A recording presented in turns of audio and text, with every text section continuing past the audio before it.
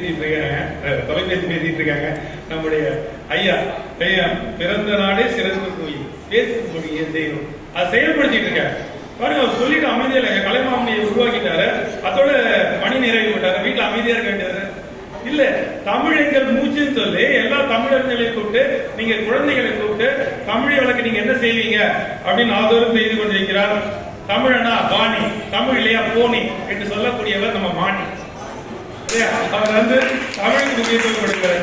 சிப்பிக்குள் எப்படி முத்தி இருக்கிறதோ அதே போல எங்க பாவலர் பேச்சு பற்ற இருப்பவர்கள் எல்லாம் கவிஞர்கள் இல்லையா, ரொம்ப அருமையான கவிஞர்கள் உருவாக்குறதோ. இதான் எங்களுடைய மரபு மாமணி விருது தேசிய வைக்க நிறைய பேராசிரியர் மணியை வந்திருக்காங்க, நாயகரை வந்திருக்காங்க, குமரவேல் ஏகம்பரம் ஐயா கன்னடாவில் இருந்திருக்காங்க இல்லையா. பெரிய பெரிய அறிஞர்கள் எல்லாம் நீங்க கார்த்திகேயன் இருக்காங்க, வேற எல்லாருடைய பேரும் சொல்லலாம், பக்கத்திலேயே நிற்கிறாரு. அதனால நிறைய சுதர்சன சக்கரம் கடைசியா பயன்படுத்துவோம். அதே மாதிரி பாகத்தான் ஒரு மென்மையா இருப்பார், ஆனா சக்கரத்தை விட்டாருன்னா எல்லாரும் காலி. அதை காலி பண்ணது நம்முடைய 2.5 ஆண்டு அவர் எவ்வளவு பொறுமையா போராடிட்டே இருந்தார், கடைசியில வெற்றி பெற்றார். இப்படி நிறைய இருக்கிறது. நம்முடைய கோகா ஐயா நம்முடைய கோயில்ல தினமும் தமிழை வளர்த்து கொண்டிருக்கக்கூடியவர். அவர் இங்க மட்டும் இல்ல, எல்லாருக்கும் வருடத்துக்கு ஒரு முறை ஒரு புத்தகம் நம்ம பாஞ்சராமலிங்கம் ஐயா வெளியிடக்கூடிய அளவுக்கு நிறைய இன்னும் சொல்லவே இல்லையா. இருந்தாலும் முடிச்சிடறேன். நன்றி, வணக்கம்.